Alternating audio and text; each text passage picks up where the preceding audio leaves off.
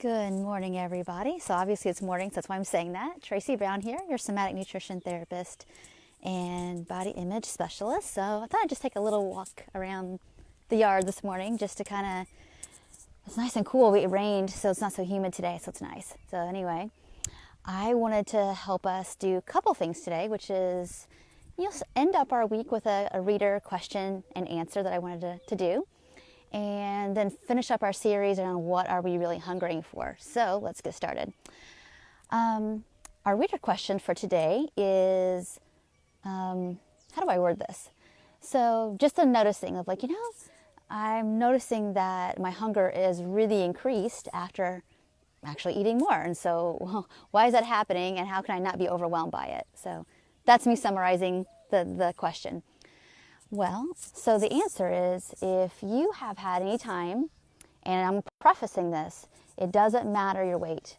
If you've had any time, months, years, whatever, that you've had some food restriction, you are likely to go through a period of time where it's almost like if you've ever been to the county fair, you might have noticed that there's a pirate ship ride, right?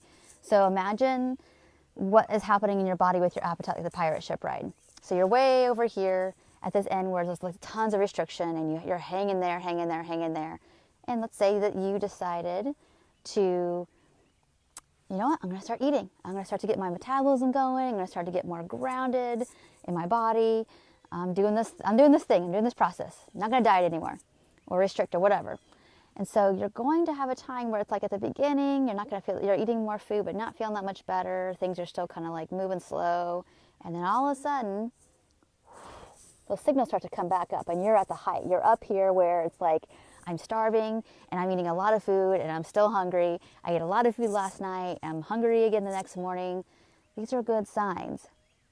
These are good signs of your body trying to get all its, when I say systems, meaning like your digestive system, your repair system, your immune system, everything is trying to get online of like, ooh, you're giving me more fuel.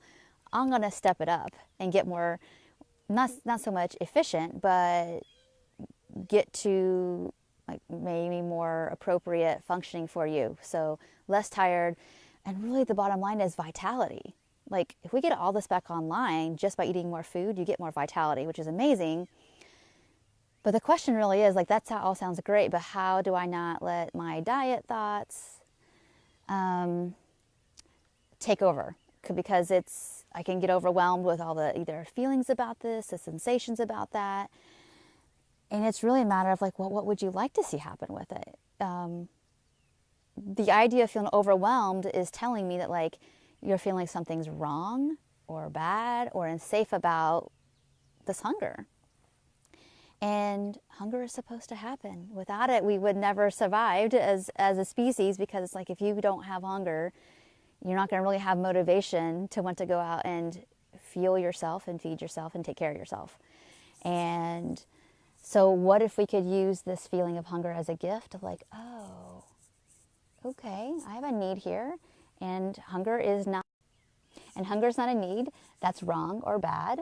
And if I'm having beliefs about that, that's what I need to look at, is if I'm telling myself that I'm needy or I need too much, I need to check that. And so that's the mental work. But number 2 is, well, eat your meals in as safe a way as possible. So again, always be orienting towards what's good.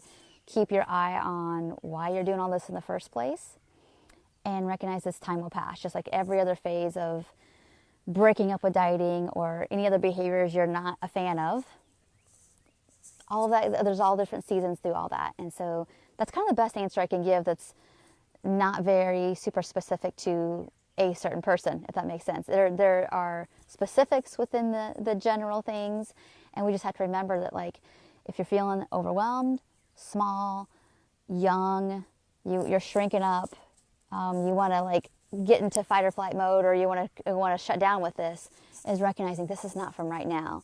This is not from our adult reasoning. This is definitely from like, I want to protect myself. This is bad or wrong. And we need to like, no, feet on the ground. What can I see and feel around me that I know is good and safe, and know that these sensations doesn't mean that something's wrong. It just means my body is trying to do what it's designed to do. And I have to hang in there with that, because it's going to pass. So hopefully that answers that question. If not, whoever wrote that, please, you can message me or put some more nuance down here for me to answer more specifically. I hope that helps. So, okay. We're going to, unless there's other questions, I'm going to keep rolling on here live. So what I want to say about this whole thing around we need safety, and we talked about what are we looking for? It's like, what are we really hungry for? So we've talked about safety this week. Today I want to talk about love, because at the end of the day, why do most of us do anything? I do this work because I love people, and I don't want people to suffer as long as I did. And every year that goes by, I learn more and more about like the function of why we do these things, why we become, I understand why we become brainwashed by culture. It's just the conditioning that's around us. It's hard not to be that unless something in you questions it or something wakes you up, like an eating disorder. But we get deeper and we learn that, like, okay, a lot of my vulnerability to being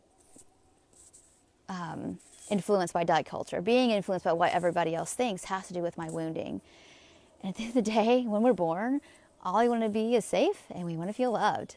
And when we don't get that, there's just going to be this big hole that we try to fill with like being socially acceptable, being the best at things, being seen as strong, or having lots of willpower, or being really smart, or whatever it is, that in your realm is seen as the best in some way, or at least seen as acceptable, or at least it's like, well, maybe I won't be noticed, maybe I won't be the best at something, or at least I won't stand.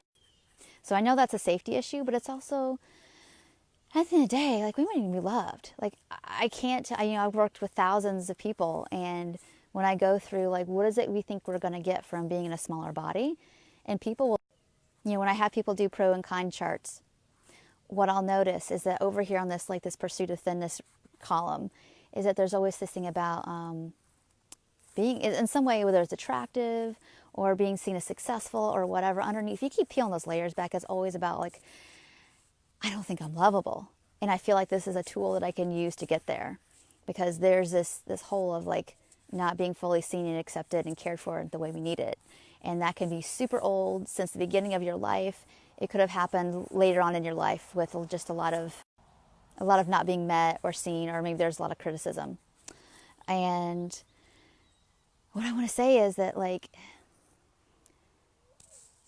most of us, and if you don't really feel like you have it now, most of us can hopefully reach, I hope. Sorry guys, I keep having connection issues, so I know it keeps freezing on you. So I'm trying to get closer to my house, maybe that's the issue. But what I want to say is that, many of us can probably look, whether it's even the love, like unconditional love from a dog or a cat, if that's all we feel like we have.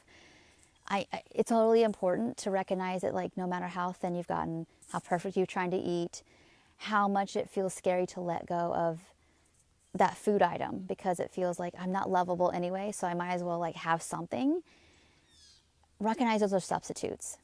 And I know it's scary to let those things go, but the practice really is to, every single day, look around you as to where you know that there's love available to you. Maybe you can't fully take it in yet or fully trust it yet, but I bet you that it exists. So that's going to be my encouragement for each day, is to at least look for it. Look for where love exists, whether it's in your job, your community, your family, your pets. You can hear the blue jay screaming. I mean, not that they're maybe loving me right now, but there's a level of, like, that was all created, so maybe there's a place for me, there's room for me, and that I belong. Maybe we start with that. So that, I say the same thing with bodies. You don't have to love your body right now, but can we be okay enough with it right this second to be caring, to be compassionate, to be warm, to be like, I know you have needs, and that's not bad. And that's the way, that's actually a really loving thing to do. So I hope this video was helpful. If anybody has any questions or comments, I'm going to write more in detail about all these things, and sometimes where that lack can feel like it is, and we project it onto the body or to the food. And maybe now you recognize, like, I know none of that's true, but it still feels that way in my body. And so it's time to do the body work. If your brain is up to date here, it's like, okay, I know that, like, if I don't get thinner, I'm still going to be lovable. I believe that. But if your body's not on board with that yet, or you don't know how to take that in at a body level, then it's time to start, like, from a body level. Can you feel? Can you touch? Can you see? And not be in denial about where it exists for you already. All right, so I hope that's helpful to you. I look forward to seeing you next week with some new lives. And if you have any, I'm always up for what you all feel is important, and you would love to see me both from the deeper levels like we're doing today, or just the tangible stuff of, like, Tracy, like, how do I not get on the scale every day, or whatever it is that you're struggling with. I'm here to help. And, that love that I have to see everybody get as free as possible is real, and it's there. And it's why I do these videos. So I hope you can take that in as well. So I'll talk to you really soon, and take care. Bye.